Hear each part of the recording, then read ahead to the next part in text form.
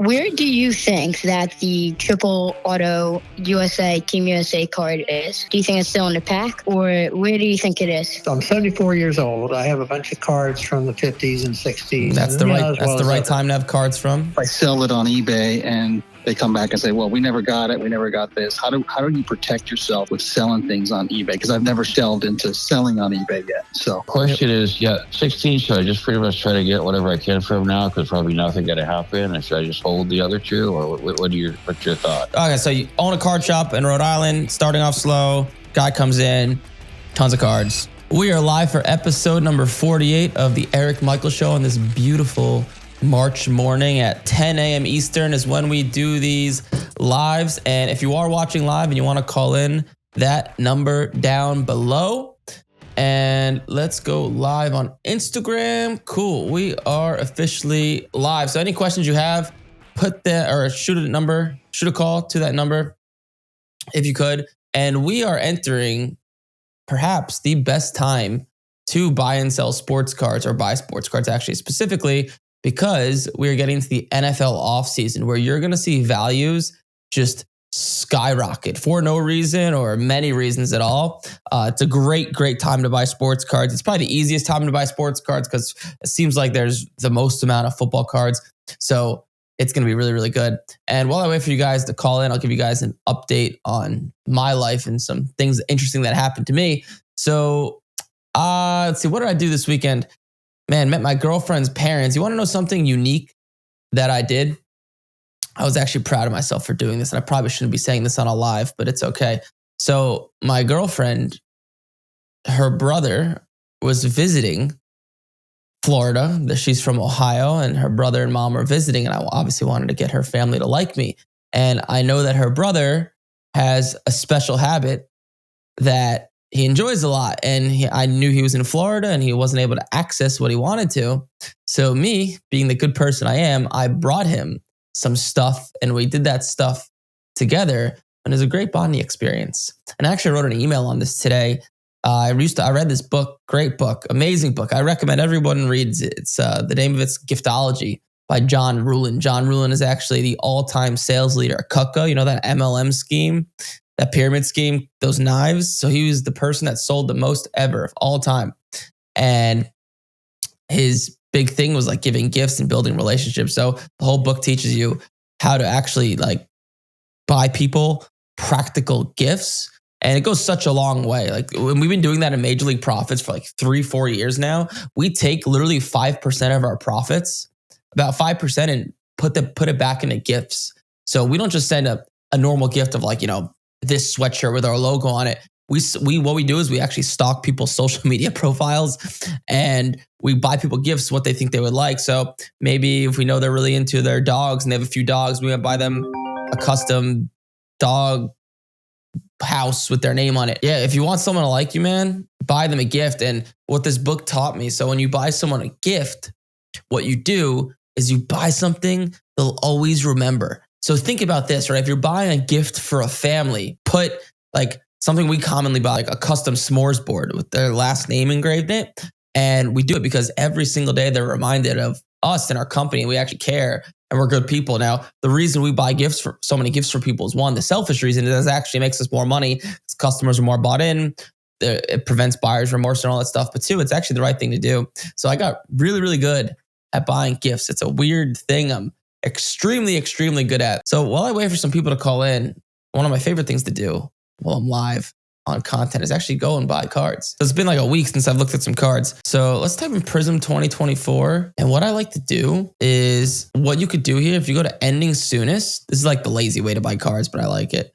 So, and you do like minimum, let's do like minimum $100. Let's go a little bit more expensive. If you go to advanced here, so check this out. So the problem, I talk about this all the time. So the problem with buying, we got a caller. Never mind. You got Eric here? You're live? Hi. Hey. Where do you think that the triple auto USA Team USA card is? Do you think it's still in the pack, or where do you think it is? That's a great question. What's your name? Jordan. Jordan. Where do I think that card is? Yeah. What product is that card out of again? It's Was it Flawless? Tops now. Tops now. That's right. Yeah. Where do I think it is? That's a great question. I mean, honestly, it's probably just in a pack. Still, it's probably. How much do you think it will go for? The hype has died a little bit. If I had to guess, I would say $500,000. But I could be way wrong. It could go for over $1 million. It can go for less. But if I had to guess, around 500 grand. Yeah. Thanks. Yeah, no problem, Jordan. Thanks for calling in. That was the first younger buck that's called in.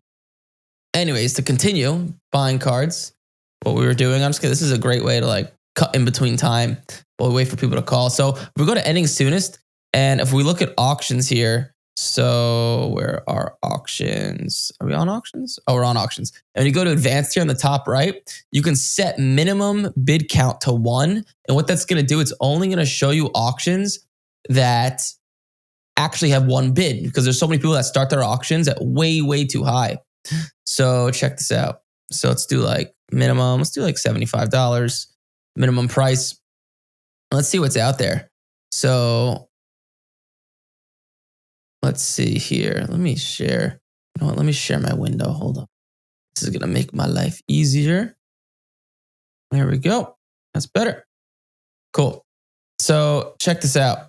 So this card of JJ McCarthy, nice card, beautiful card, but unfortunately this corner in the bottom right is no good. Do me a favor, just put a yes in the chat if you guys can see my screen clearly and hear me clear, just so I know. So I'm not driving myself crazy. Let's see what else we got cooking here. There's so many cards to buy online. It's insane.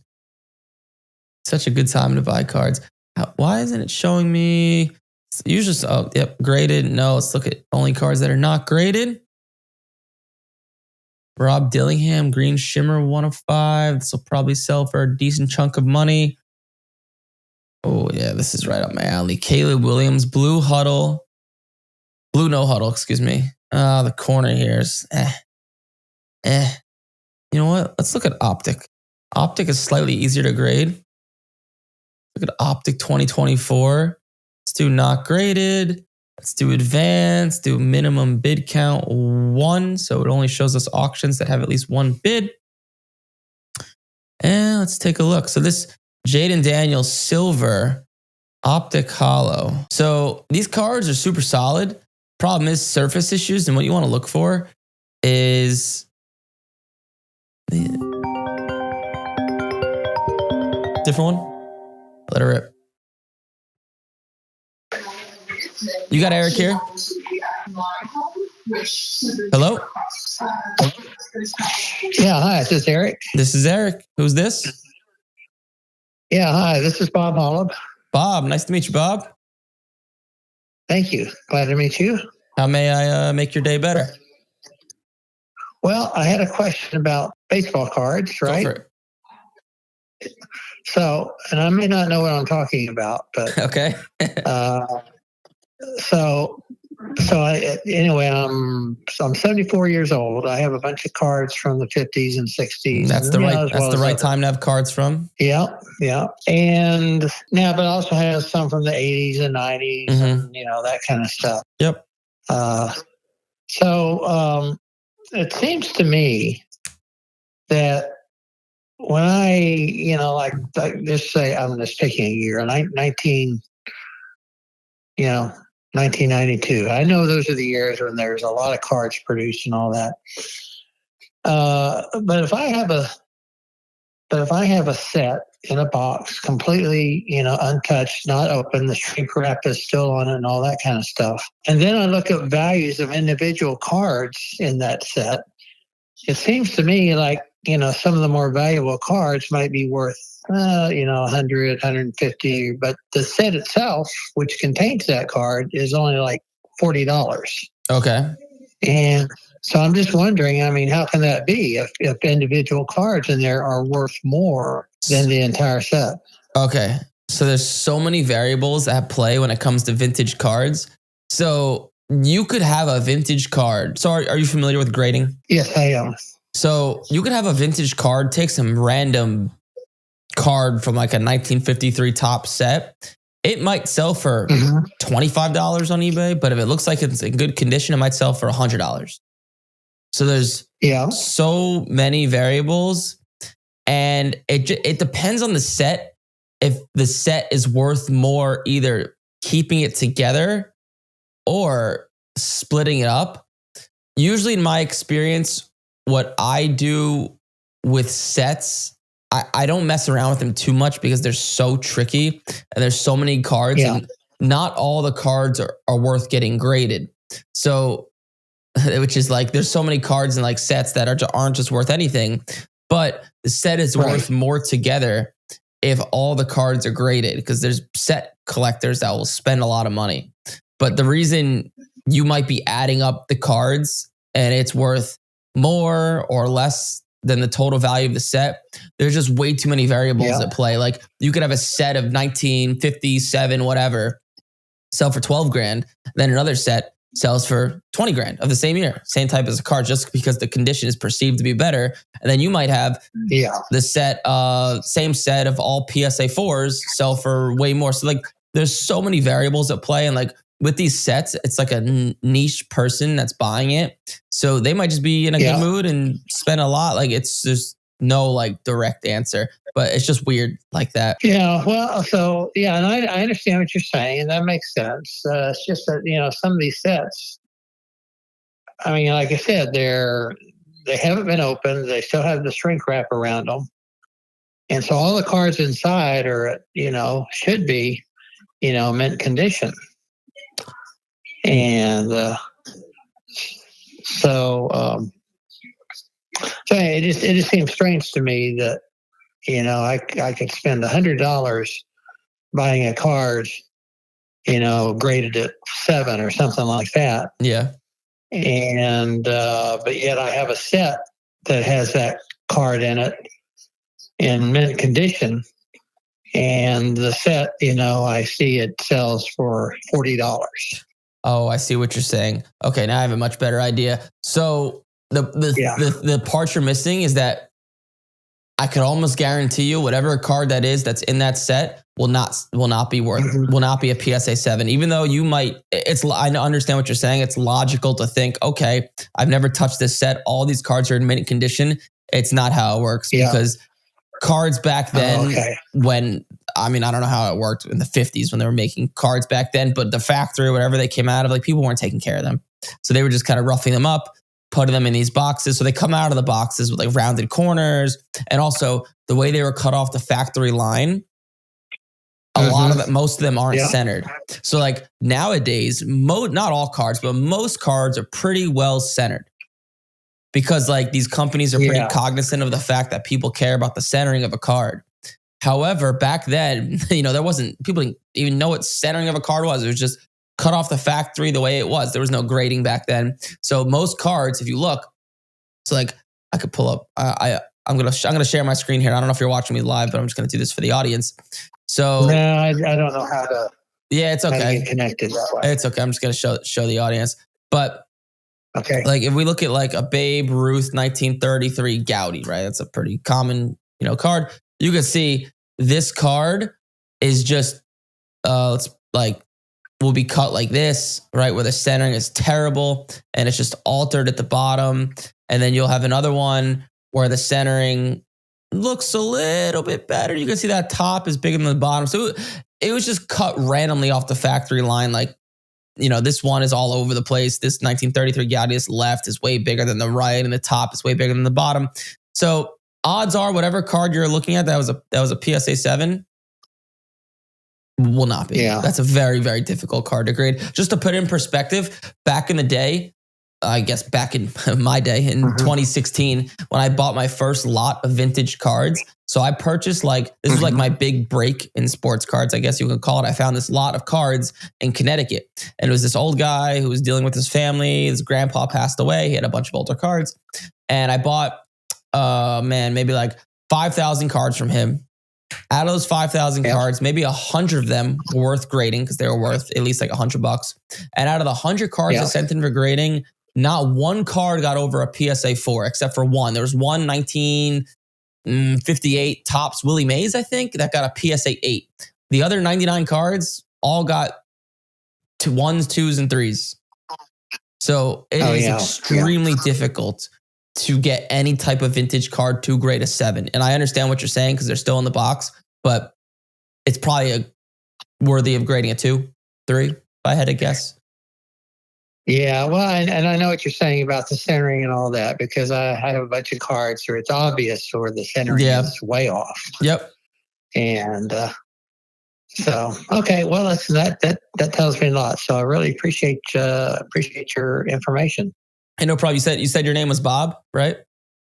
Yeah, that's right. Well, I appreciate you calling in, Bob. We do this 10 a.m. Mondays Eastern time. So any other questions, feel free to call in. All right, I will. Thank you very much. I'll call in some more. All right, Thank Bob. you. I appreciate you. Thank you. All right. Good guy.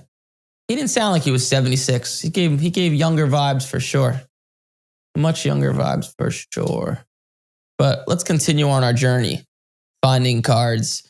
Well, we wait for people to call in. I'm assuming as soon as I get in the middle of buying a card, someone's going to call in. So this is where we were. Card actually doesn't look too bad. This is freshly pulled, was put in a sleeve and holder. Let's see if this guy grades cards. Probably doesn't grade cards. So let's look at Jaden Daniels Optic Hollow. Let's see what this card actually sells for as a 10. This is, Optic Silver Hollow. A PSA 9 to 330, which is probably similar to Raw. Maybe there's no 10s yet. There's a, that sounds cheap for a 10. $500 is a 10? Is that correct? Could be. Yeah, like $400 for a 10. What's this at? This is at $96. Okay, so that makes sense. Okay, let's see what 9s sell for. So that PSA 9 sale we just saw was obviously a lie. So PSA 9s are actually like $100, $130. This is at 96. So what I'm going to do is I'm going to copy this eBay item number, go over to Easy Sniper, and I'll bid like, I'm probably not going to win this, but like 112. Probably not going to win, but we might win. Not too bad. Not too bad of a card. Let's go back to our search, what we were doing. Let's see what else we got. Let's do minimum price, $75. Min bid count 1. By the way, if you guys have questions, let it rip. In the bottom left, you could call on that number. Optic. Let's do not graded. Puka Nakua, that's a nice one. Wemby. You know, Wemby is cheap right now because my boy is injured. This card. This corner looks a little funny. Got a caller. All right. Let it rip. You got Eric here? Hey, Eric. This is Donovan. What's up, Donovan? Nice to meet you. Nice to meet you. Hey, I had a couple questions for you. Go for it. Okay, so with the new 24, 25 Prism that came out for NBA? Yep. So, Castle, Stephen Castle. There's a couple cards that I want to send in to get graded. Yep. But I know PSA is going to take at least 3 months. Okay. So would you recommend sending that to SGC to get it back faster and get a quicker flow going, or?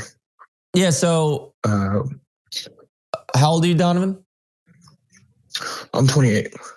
What's your goal? Is your goal to turn sports cards into like a side income?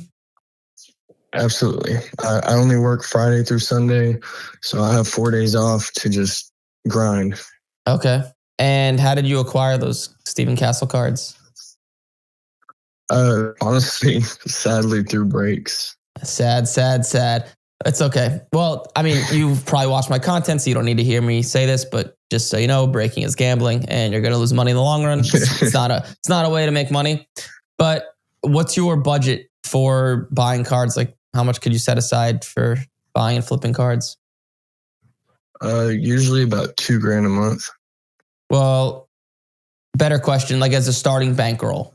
Like, you don't really need to set aside, like, once you get the flow going and you have cards coming back from grading, you just need your starting bankroll. and then it just builds and it builds and it builds. So like $2,000 would be your starting bankroll? I would say, yeah, about $2-3 grand. I could so if easily let go. Okay. And have you made money with sports cards before? Yeah. So I recently just got back into it back in December, and I've already acquired close to 15 grand in cards. No. Okay. Got it. And was that all through breaks?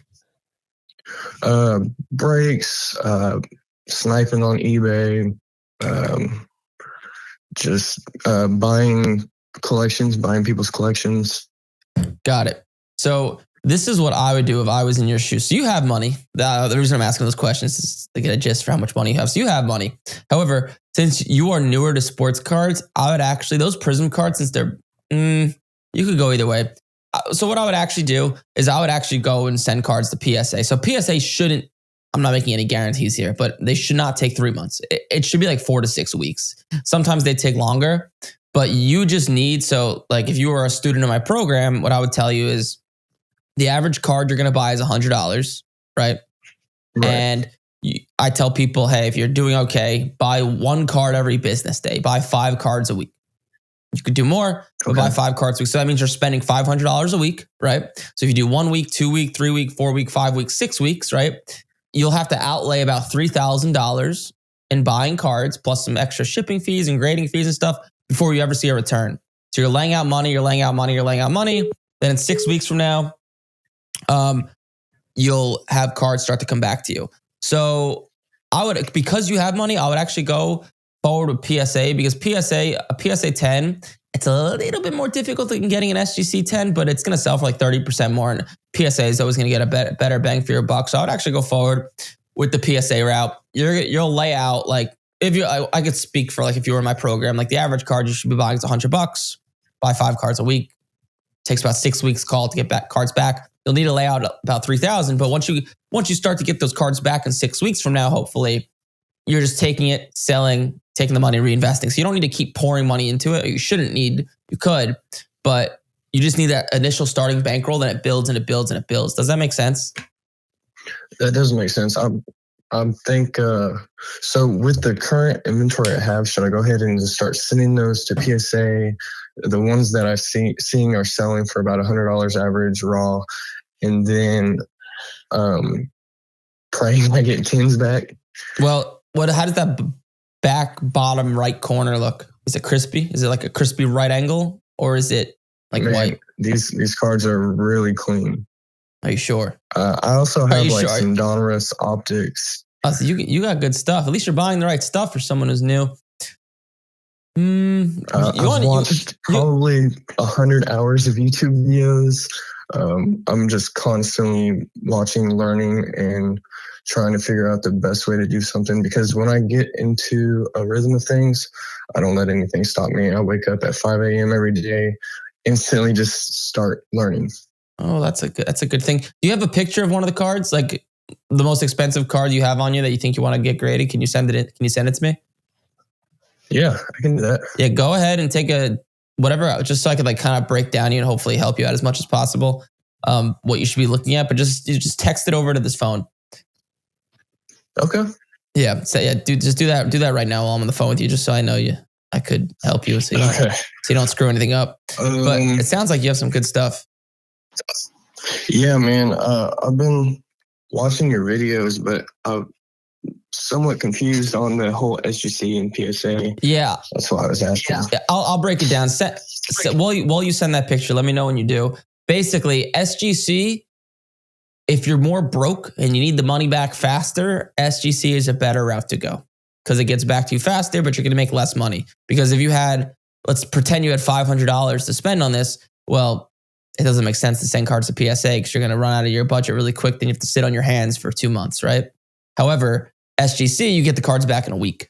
So you can turn that money over faster. But you could afford to send cards to PSA. You could afford to, go 2 months without making money because you have the budget to do so. Right. Yeah. So I'm having a bit of an organizational issue. It's ridiculous how many cards. Let's see. Well, I guess the best card I can find right now is like a $300 card Yeah, of send it over. Ethan Salas. Send it over. I'll break it down. And also, what I'll do, will you send that card over just so I can look at it for you specifically and help you out specifically? I'll just share. I don't know. I don't know if you're watching this live, but if you are, it'll be a little delayed. But if you're looking at like a card of Stephen Castle, so for example, this bottom right corner, you need that to be crispy. And then the top centering up here, bada bing right there, and bada boom right there. You need that to be about even. So this card I'm looking at right now is actually there's some whiting up here on the top right corner. So this probably won't 10, but that's what you should be looking at, that top and bottom centering. And most importantly, those corners, because the corners are black. And since they're black and they're colored, they get damaged much easier. So that's what you want to be looking for. And if you could send cards into PSA, like the Prism stuff, and get like 50% of them to 10, you're really good. Because I think with NFL, 25% of Prism cards sent in got a 10. So you want to be better than the average person. If you can get 50% to 10, you're going to make a lot of money. So I just sent the best card I could find for right now.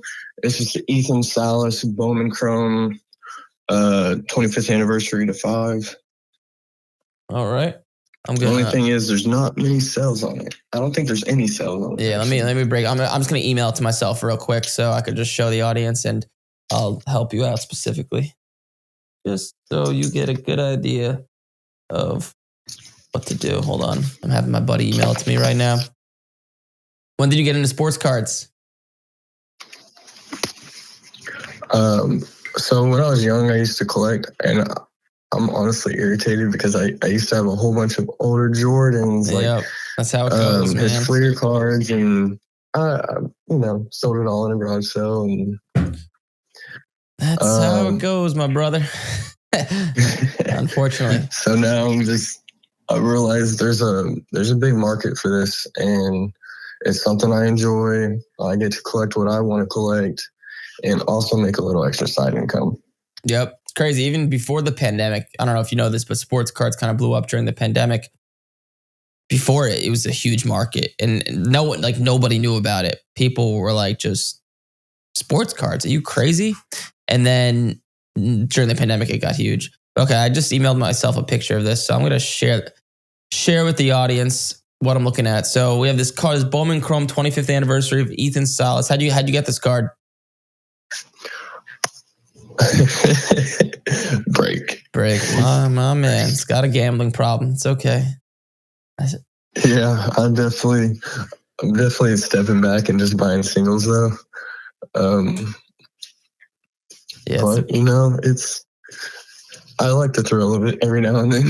Yeah, I love the gamble. I love the sports gamble, man. I never got into breaking as a form of gamble. Love the sports gamble, but breaking, never got into it. So, okay, so I'm looking at this card of Ethan Salas. So there's no sales of yours. So if you look at yours, right, yours is number to, is yours number to 5? 5. Is it? Let's see. Where does it say number to 5 on it? On the back or front? On the front. On the front. Why am I missing it? Where does it say it on the front? Oh, I see it. It's like very faded. 4 out of 5. Okay, I see it. So there's no sales of that. But there are sales of oranges numbered to 25. So usually in the world of Bowman Chrome, right, you have your base, then you have the refractor, then you have the blue, the gold, the orange, and the red going in order of how rare they are. Then you have the superfractor. Those are like the best colors for Bowman Chrome. Usually red is going to be worth about double-ish, maybe a little bit more than orange. So like I would think that card of Ethan Salas is worth like 1 to 150. Get it graded, but it's a rare card, right? So if you just run into one collector of Ethan Salas, he might just pay you through the moon for it. The whole point I was showing you this is to tell you whether it was worth getting graded or not. But yeah, this card I would definitely send in for grading. This looks crispy. This looks really good. Yeah, I looked at the surface. I didn't see any scratches. The corners are very crisp. I think it would definitely be worth grading. Yeah, 100%. I would send this in for grading. It looks really good. I would be shocked if that card didn't get a 10. Unless it has some surface issue I can't see. So when I do get this flow going of regular slabs coming back, that's when I'll have a little bit more of a consistency, and I'll be able to keep investing into this, because I'm not going to take any of the money out. I'm just going to keep reinvesting. Keep reinvesting. I've had too many students that'll start making a few grand a month, start peeling money out to go and gamble, vacations, blah, blah, blah, and it ruins their flow. Yeah, I've seen some guys, they're making $100 grand a month, and I'm like, dude, I want to at least just get to $5 grand a month. Yeah, you can make some pretty serious money. What do you do now for a living? I'm a blue collar, so I work with metal. Okay, got it. So as a welder. I was gonna say you only work 3 days a week, but you make good money, so that makes sense. But yeah, making a few grand a month really isn't too crazy with sports cards. Like I promote it as a side income, so I don't go out there and tell people they're gonna make 10, 20 grand a month. You could, but it's more like make 3, 4, 5K a month type of deal. So would you suggest going ahead and liquidating my inventory in the most efficient way possible, and then maybe possibly getting into your program? I've seen a lot of your videos. I mean, I know a lot of times you tell people not to. Yeah, well, I don't want to come across, because we spend so much money on ads, I come across like a pushy salesman. But like, that's just the reality. How am I going to let people know about my product unless we spend money on ads? But I would only join my program if you had a few grand liquid. I mean, you're talking to someone that spends over $250,000 on coaching and education. So I sell it, obviously, like I sell a program, but I'm a big believer in it. And all it does, it cuts down your learning curve. So if I was you, like, you don't seem like you're broke, and it seems like you have at least a few grand, even before you started liquidating your collection, I would like join the program first, because you can have just a coach just help you out. And believe me, if this program didn't make sense for you, I would tell you don't do it. But in your case, I would do it because you guys have a coach help you out, maximize on it. And yeah, you want to liquidate. What I would do is like I would liquidate and get the ball rolling at the same time. So start buying some cards, liquidating, so you can get the momentum going. And just like the best way to make money, in my opinion, is to grade cards. You're not going to do anything that's going to get you a higher net return than buying a card for $100 and sending it off to get graded and, doubling or tripling value. But in my opinion, I would have a coach look at it. Some of our coaches have been doing this for, years full time. They all came through the program, didn't know anything about sports cards before, and do this full time now. So my advice would be to do it, or you could call in on these shows and get my advice for free. But that's in my honest opinion, the program's not that expensive. I would join it because it's only going to benefit you, and you're going to do it anyway. So you might as well do it before you start selling your collection, so you squeeze every penny out of it you could. Right. That makes sense. Well, I really appreciate you taking your time and answering my questions and taking the time to look at that sports card. And I'm definitely going to keep watching, and I'll sign up for the program, and we'll see where it goes. Yeah, I look forward to it. Donovan, just as a little hint to save you a little bit of money, if you watch the webinar, so have you watched the webinar, the video, if you click any of the links? I clicked it, and then I'm going to be honest, I got skeptical, and then as you should. Honestly, as you should be. This is a business and taking risks, so I need to just jump. Yeah, it's not that. So what I would do, just as a piece of advice, if you watch the webinar, if you click the link in my Instagram, wherever, buying the program on that video versus speaking to one of our salespeople, it's slightly cheaper on the video. So I'd buy it there before you get in touch with the salesperson.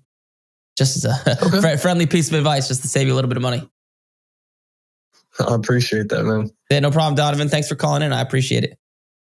Absolutely. Thank you, Eric. All right. Bye-bye. Another one. Let her rip. We're calling him. Hello. Hey, you got Eric here. You're live on the Eric Michael Show. How you doing, Eric? My name is Ray. I just had a question for you. Yeah, go for it. Like when on eBay, how do you avoid buyers that tend to buy your product and kind of are shy, like they make it like they lost the part or something, like, oh, they lost the product in the mail or something, and they claim all this other stuff. So you sold something on eBay. Yeah, if I sell it on eBay and they come back and say, well, we never got it, we never got this. How do you protect yourself with selling things on eBay? Because I've never sold anything on eBay. I'm just starting out on this. I have my own LLC, but I've never delved into selling on eBay yet. So, okay. So, piece of advice that's honestly, I've sold a bunch of stuff on eBay. It's never happened to me, but I understand the concern. If you really, really wanted to protect yourself, take a video of you packaging the card and giving it to the post office lady. This is what I've done this before, like very expensive cards, but it's not going to be a concern, but take a video of yourself packaging. So like, do you go in like, cause I've heard there's something called eBay, the guarantee or the authenticity piece. Yep. So when you have you ever shipped? I have not, but the way it works is you just ship it to eBay first. They look over the card just to make sure there's no glaring flaws or like the product is actually as described. And once they verify it, they'll ship it to the buyer. And after that, your hands are clean in terms of returns. Kind of like a vault thing. Yeah, it's like a 2-day vault. They just look at it. They just want to look at it first before it goes off to the seller. Gotcha. Yeah. But my piece of advice, the best place to sell, honestly, is not eBay.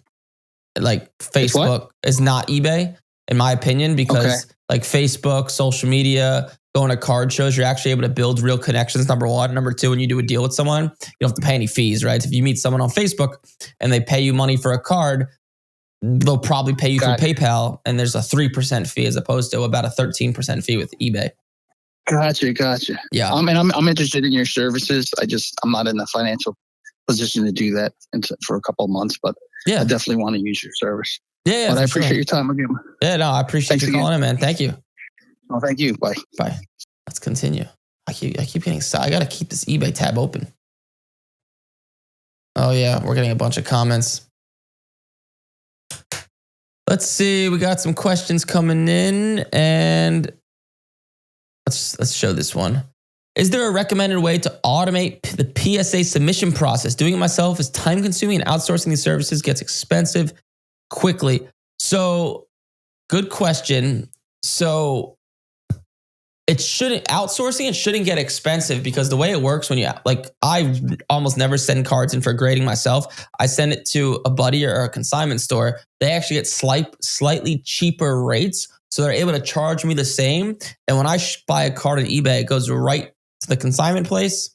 They clean it, send it off for grading. It comes back, and they can either sell it or ship it back to me. So it shouldn't be more expensive. If it is more expensive, you are at the wrong place. It should actually be a little bit cheaper, because usually these consignment places that grade cards for people will actually pay for shipping, because they're making a profit. Because let's say PSA charges them $15 for a card because they send in so many cards for grading. They charge you the same rate of $20. You're still paying the same thing. They're making a few dollar profit. And they're able to pay for shipping because of that. So I don't know which one you're using, Thomas, but you're getting bent over backwards. That's what I can tell you, Thomas. So I would not continue doing what you're doing.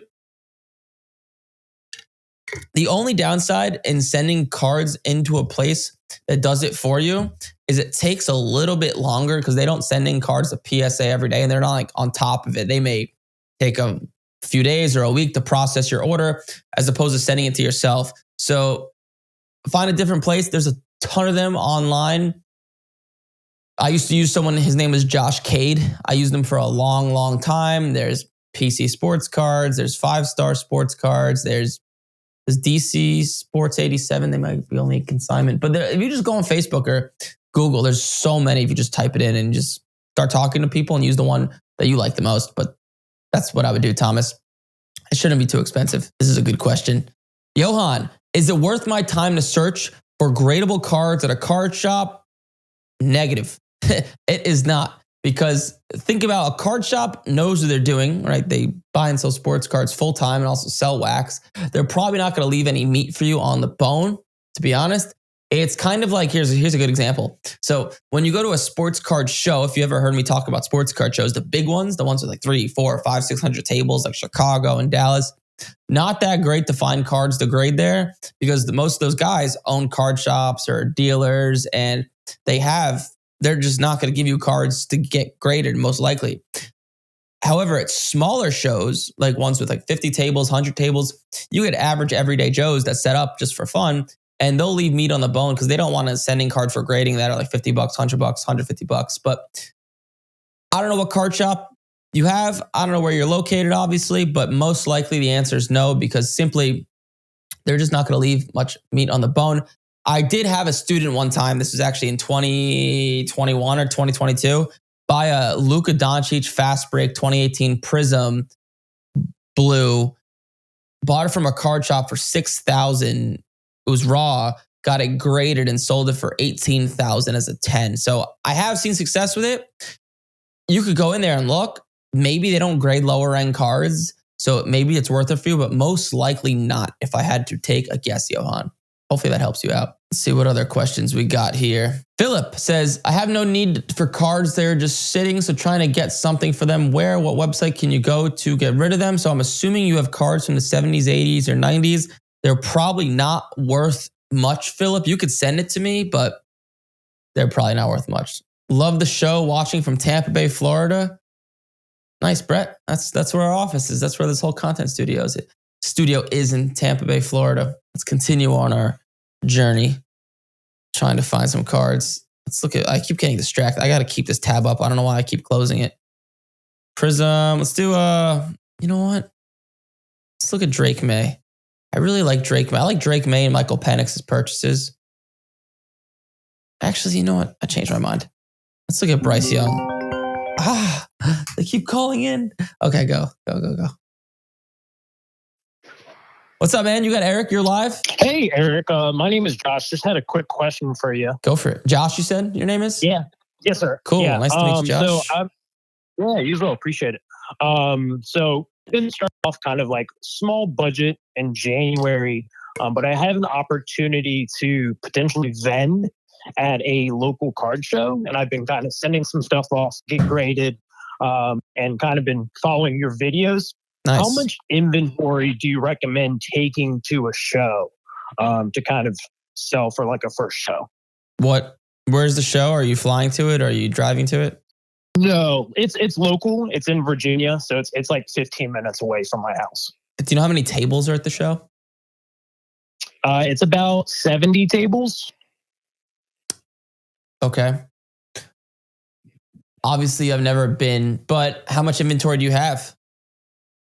I'm sitting on close to, I have some bulk stuff I can do for like dollar bins, but in terms of like graded slabs, I'm sitting on about 40 slabs right now from PSA, MC. Oh, that's more than like 9s and 10s. Yeah, that's more than enough. Now, my experience. Okay. So, have you ever heard my advice on card shows before? Yes, kind of selling a little bit lower than like comps, and just kind of being competitive, or is it something? Yes. Okay. Yeah. That's part of it. Yes. Yeah. Be the guy at the card show that actually sells cards for what they're worth. Because so many people try to bend people over backwards. And at least if you're following my videos and you're buying a card for $100, now it's worth $250 as a 10. Sell it for $230. Sell it for $240. Sell it for $250. Because so many people just try to bend over backwards unsuspecting customers, which in the short term, it'll make you some more money. But in the long term, you're not going to be the guy everyone likes to do business with. So that's one of it. But the second part of it, so just like generalizing card shows in my experience, so smaller card shows, so what you're going to is a smaller card show, ones with like 200 tables or less, usually are better for buying. So people are going to come up to you that have stuff, or the dealers around you, I bet, will have stuff to buy and grade. Selling, it could be hit or miss at smaller shows. Bigger shows, better for selling because you get people like me who don't set up at shows but just come with a lot of money to buy cards, and you'll sell some really good stuff at bigger shows. But you have more than enough for a smaller show. 40 slabs, yeah, you're more than good. But I would actually go there with, make sure you bring cash, because you might be able to just buy a bunch of stuff from the dealers around you, buy a bunch of stuff from, these local Virginia people that have been sitting on stuff for a long time. I know sports cars, there's a lot of good ones in Virginia. Like, there's a lot of people that collect in Virginia. It's a big state. Yeah. It's a big state for it. So that'd be my advice. sell, be reasonable, be fair, get people's contact information because you want to do repeat business with them. Like every time you sell a card, try to get someone's contact information, right? They always say the fortune is in the follow-up. And also make sure you go there at cash, like a few grand in cash. I'd probably go there with. Okay. Just, if not, more the merrier, obviously. Yeah, for sure. Any other questions? That makes sense. No, I mean, it makes sense. And glad I'm kind of like on the right path, and just appreciate all your videos and all the insight. And I'll probably follow up on how it goes. Sounds good, Josh. Yeah, call in next week or whenever the show happens. Let me know how it goes. I'm curious. Cool. Thanks, Eric. I appreciate it. Have a good one, brother. All right, Josh. Thanks. Bye. That was a good one. He's going to do well. You could tell when people will do well. Check this out. Since I have no time to look at cards, check out what I bought. What do you guys think of my purchases? So on alt, I bought... Let me show you what I bought. Where is it? How do I... okay, so you can see it here. I bought this card of Jordan Love, this red zone, so I could show you guys. So I bought this Brock Purdy Cracked Ice Contenders 2022. I think Purdy's, I took a flyer on him. I think it could be good. So this is, nope, that's not the same card. Where is it? So Contenders, this could be, yep, this one. So, nope, that is not the same card either. That's Optic Contenders. See, I barely know the difference too. Cracked Ice, Panini, Contender, this one. So I just bought this, I bought this for $9,000 I paid. Yeah, well, that's actually a pretty good deal. This one did $9,900 with a, really? I didn't even see this sale. Wow. So this actually did $9,900 it says, but it says $10 here with the 9 autograph. And I bought this for $9,000. And to show you guys why I bought it. So I was just looking at Brock Purdy, just his market in general. And what I like, if we look at Brock Purdy's Silver Prism PSA 10, you can see it's down, right? Look at before. This is like, I look at a Silver Prism PSA 10 because that's a good indicator of his market. And look at what this card was selling for before the season last year. Like $800, something like that. It got all the way up to almost $1,000 right before the season. And boop, shoots back down. And now this card's worth like $425. And the way I look at this, like I always say, is can it really go down much more? You can see it started to level off here, right? In the last 60 days in the offseason. And I just ask myself, well, Purdy plays for the Niners, a lot of collectors, always excitement around the Niners. And this is obviously a very premium card of his. If you guys don't know, like Cracked Ice Contenders is one of the most coveted types of cards for a specific player. And maybe it stays the same. Maybe I break even, or I could really see myself selling the card for like $12,000, $13,000, $14,000, something like that. Just to kind of show you guys, I did this with a card. I could actually show you guys here. Let me just pull this up. So check this out. So I did this with a baseball card very similarly. So if you guys look right here, it's a little small. I don't know if I could zoom in, but this card of Jackson Cheerio, I ended up selling for $12,800. And it's the same thing as the Brock Purdy. So I bought this card for $10,000 in November. And if you go back to Market Movers, Jackson Cheerio is a player that plays for the Brewers, right? And you just look this up. So we look it up. PSA 10, Bowman Chrome. Let's look at his autograph. So this is his 365 days. And so this card was worth, it's actually kind of strange, but this card was worth like before the season last year, like $800. And then he started playing. He actually started out pretty bad. And then you could see caller. And then you can see it skyrocketed right before the baseball season. And I was able to make some good money on it. But same thing, right? This card of like, I could pull these up side by side actually. So check this out. Let's pull up Brock Purdy and Jackson Cheerio. Okay, check this out. So if we look in the past 365 days, so this light blue line is of Brock Purdy and this dark blue line is of Jackson Cheerio. And so Jackson Cheerio, I bought him right here, right? right here. Look at that dark blue line in the offseason, right? Is that its floor? Is that its low? I'm like, well, can't go much lower. It's flat line in the offseason. It's either really go up or stay the same, unless he gets injured, of course. And, excitement builds and boom, this card skyrockets. And now it's like up 30, 40%. Same thing with Brock Purdy. I'm doing the same thing. Look, it's in the offseason, right? It's flatlining. Can it go lower? Of course it can go lower. It's an investment and there's always risk to it. But hopefully it pops up just like Jackson Churio did once it gets closer to the season and there's some excitement, or maybe the Niners draft a receiver, maybe they sign someone, who knows? And hopefully I can take the card I bought for $9K. It's going to sit on my desk and hopefully I can sell it for 12, 13. But that's all I'm doing. Caller? All right, let it rip. Hello? You got Eric here? You're live? Yes, I have a question. Go for it. Let's see, I collect different sports cards, and I have some cases of 2016, 18, and 20 contenders, hobby football. And I was wondering, do you think those are all hold, or I know 16's not got much, value to them, but 18 and 20 feel pretty good. Goff, right? Jared Goff. 16 is Goff and also Prescott, and then 18 is Josh Allen, and 20 is like Burrow and Herbert, right? And Hurts. And 18 is all Lamar. Oh, Lamar, that's right, Lamar. Yep. And Baker, and also what's his name? Who just who was played last year? What's his name? Sam Darnold is also 18. Yes. So your question is, the seller hold? 20 is Hurts too. Yeah, 20 is Hurts and Joe Burrow. So and also the guy from Miami, the quarterback. Tua. My question is, on 16, 18. So 16, should I just pretty much try to get whatever I can from now, because probably nothing going to happen? And should I just hold the other two, or what's your thought? What did you like? The box of 18. What did you buy it for, and what's it worth now? Well, they're cases, so the 12 box cases in each of them. When I bought the 18s, I bought them for like $3,800 or $3,300 a case. What's that worth now? Now I think they're going for about 10. Okay, let me just look it up. I'm just curious. Well, and then also the most important question is, what's your goal? Are you just kind of like, do you want to turn sports cards into a consistent side income, or like you're just for fun? Like, depends on your goal. Well, I try to, I want to try to maximize the value, basically. It's like I want to try to sell them at the most opportune time. I kind of missed out on some I had previously that I sold way too early.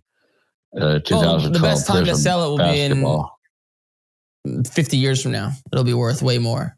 So I don't think that's a fair, because it's not a fair question, because that's something like that's only going to steadily go up over time.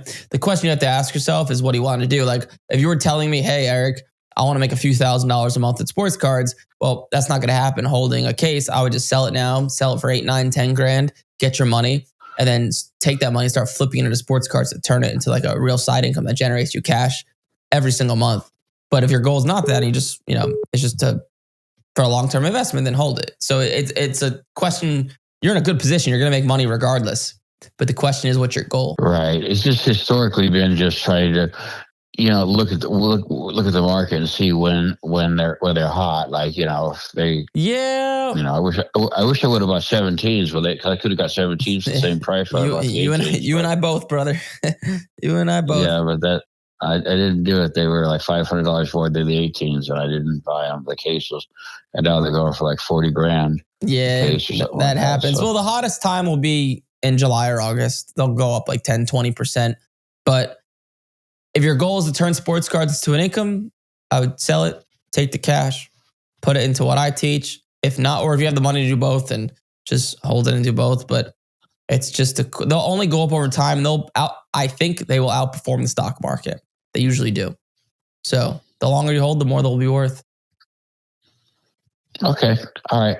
Cool. All right. Appreciate it. Yeah, no problem, man. I appreciate you calling in. Thanks, man. All right. Thanks. All right, bye. But to continue with what I was talking about, we'll wait for another caller. It's pretty cool, like what you can do with sports cards. Then also, I bought this card of, if you look here on all, no, this is sold cards. I bought this card, Jordan Love, Red Zone, Contenders. let's see, 2020. Oh yeah, 2020 is also Jordan Love. So I bought this for maybe, was it this one? Yes, it was this one. So I bought this for $1,700. And same thing. I don't actually know this that all gives graphs, but if you look at Jordan Love's market, let's get rid of this. Is that another one? Oh. If you look at Jordan Love's market for a second, let's look at his PSA 10 silver. Let's look at his, I typed, that doesn't make any sense. Let's look at his contenders PSA 10. So check this out. Same thing. Jordan Love fell off a cliff. So you could see back this time, like last year, this stuff was worth crazy money. His value skyrocketed like wild. And you can see it went up to, $2,300, $2,400. The season starts, the Packers kind of underperform and boop, it shoots way down. And now, if you look in the past 60 days, you can see it's kind of flatlined. It's still going down a little bit. In the past 30 days, it's really flatlined. And it's flatlined at about $1,000. So this card is a good indicator of Jordan Love's market. So I'm like, okay, well, sounds like Jordan Love's a good idea to buy. And to give you the specific card I bought, so this is this specific one I bought. I guess there's not a lot of sales of it, but you can see all I'm doing is I'm buying it at its floor. This guy actually got a way better deal in December, but I'm just trying to buy it at its floor. That's all I'm trying to do. Buy it while it's at its cheapest, and hopefully it goes up in value, but it's a great investment because it probably won't go down. Low risk, a lot of upside. It could go up. So that is sports cards in a nutshell. What I'm showing you here, these are cards already graded. It only works if you have a little bit more money, but you could be doing this with cards to get graded, right? Be sending in cards to get graded, and then they go up in value, and they also get a 10. So they go up in value from that, and it's like boom, boom, boom, and you make money from every angle. That's why you always see me talk about the timing of the market, because it's so important, right? You want to be buying low, selling high. Pretty common sense, but hopefully that makes sense. Let's see. I know we got some questions here in the chat. If we have a caller come in, I will need to stop it though. Trying to sell a Bijan Robinson Kaboom PSA 10 at last. Comp with market mover shows it's on the upswing.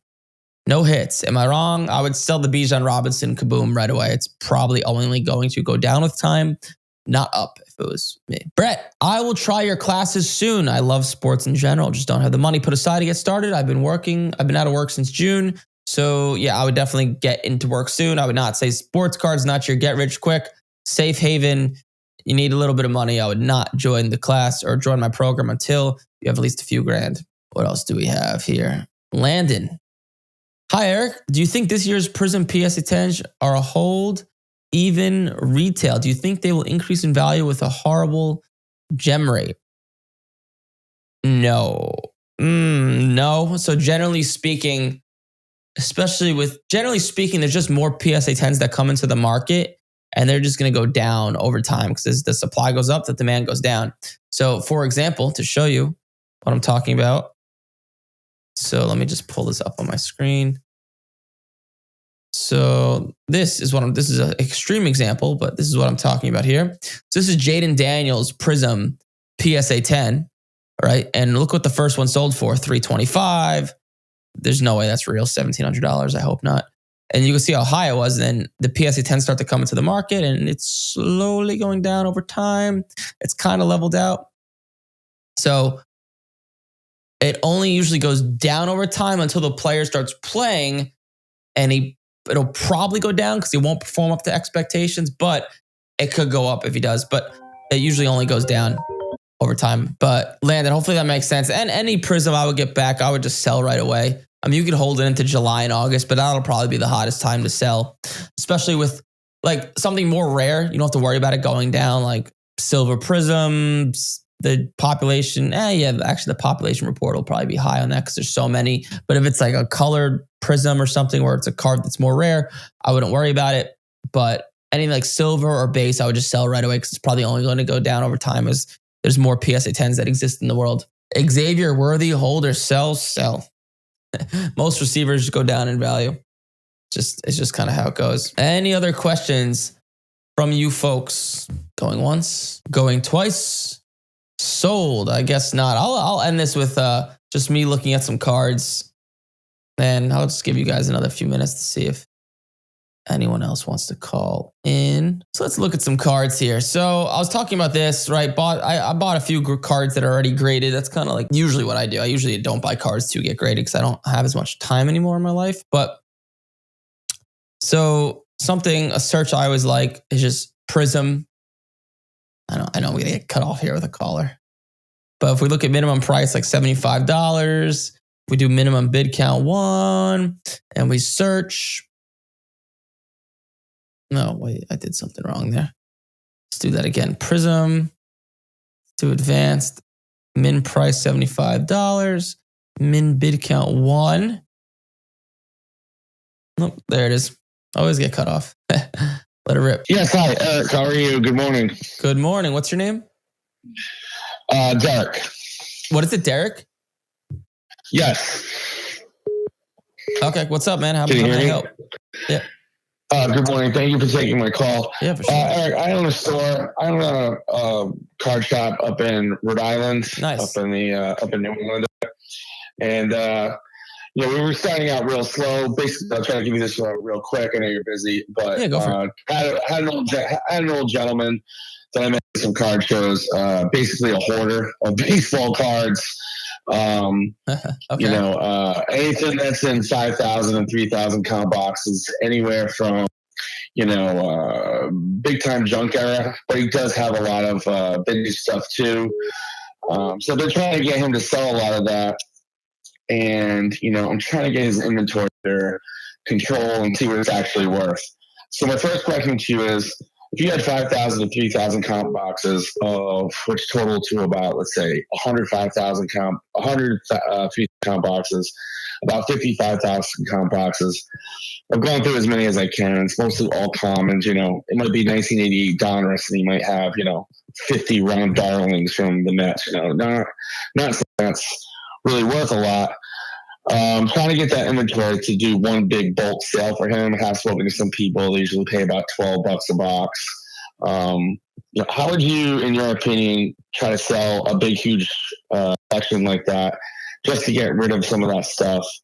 And then the only other question I have is, when I get people to come in and when I appraise collections, someone wants to bring in a Tom Brady Bowman. Yeah. Raw. A lot of this stuff was raw. Yep. What would you usually do for buying a collection? I try to explain to them the grading process, things like that, and not kind of hammer them over the head. But as you know, everyone thinks that it's worth a lot more than you can really offer them. What's the going, in your professional opinion, what would you usually always offer as a barometer? I've been doing 60% comps. I just wanted your professional opinion. How do you buy cards when they bring them in after you appraise them for them? And also, how would you sell cards that really aren't meaningful, but if you look at 150, 5,000 and 3,000 count boxes, it has some value, I'm assuming. And I just wanted your professional opinion. Thank you so much for all your content, and I look forward to your answer. Thank you. Yeah, dude, for sure. Okay, so do you want to stay on while I answer this question? Yeah, this would be great. Stay on. I don't know if you're going to hang up. Yeah, stay on because you're probably going to have some questions to my answer. Okay, so you own a card shop in Rhode Island, starting off slow. Guy comes in, tons of cards. So now, you're not just flipping sports cards. You are like a full on business owner, right? You have rent, you have overhead, you have this, you have that. So if it was me, whatever that is, all those common cards, you have to ask yourself, could you make money on it? Yes. How much time is it going to take you?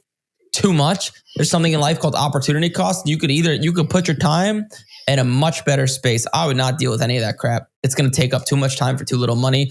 And honestly, no one wants it anyways. No one wants common 80 and 90s Donruss Ron Darling cards. So honestly, that's my simple answer to that. I wouldn't deal with it. Now, what I would deal with... May I flow with you on that? Because I agree with you 100%. I've been trying to tell a 72-year-old gentleman whose cards. I moved them all there for him. I've been telling him, he has some bulk people that are looking for, they'll purchase them for him for, $12 or $15 a box. I'm saying, just take them, I know it's probably cost you a lot more, but at this point, it's been, 30, 40 years that you've had most of these cards. They're just sitting there. You're going to die before you sell them all. He kind of refuses. Yeah, he kind of refuses. He kind of refuses to get rid of them.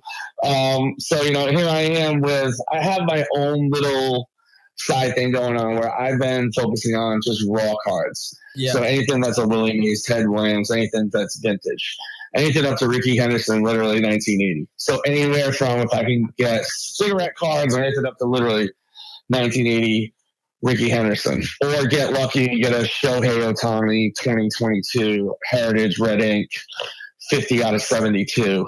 That's a different story. As well as, let's say, like a Bobby Witt, Aqua. I get all that. I have a couple of those. But I've been sort of trying to pick up vintage cards. So my area is a little bit different than his. Rent is $500. We have a huge area. Everything's included. So I kind of make sure I try to keep the cost as low as I can. We're working off cash right now, just because it's slow. We haven't done really any advertising. But he doesn't want to he doesn't think he needs to go that route. And lastly, I need to tell you too, he's gotten into Pokemon. So all his cash flow that he uses, rather than trying to sell a lot of this stuff, he's out there buying Prism boxes at Walmart. So he's actually a third. You can only lead a dog to water, and you don't want to be disrespectful, but at a certain point, you have to respect your own time. So one, I just wouldn't entertain it at all. The 80s and 90s stuff, like, I would just tell them it's worthless. Like that, like, people ask me that stuff all the time. Like, oh, I have all these cars from the 80s and 90s. What should I do with it? Wipe your ass with it. Honestly, that's the best answer. Absolutely. Yeah. So it's just worthless. It's kind of like asking me. It's like coming up to me on the street and saying, "What should I do with this penny? How much can I make from it? A penny? It's worthless." Oh my God! Yeah, I'm taking that. I'm taking that from you, my friend. I have to take that. I love I love your no nonsense. I think one of the reasons that you're so influential kind of to this, and people that are listening should get it. You're no nonsense. Don't have time to bullshit. Let's get this done. It's not rocket science, but you gotta realize that it's not. Yeah, it's nice to have millions of cards, but if they're not worth anything, it's actually not nice. It's a pain. It's a pain in the ass. Like, yes.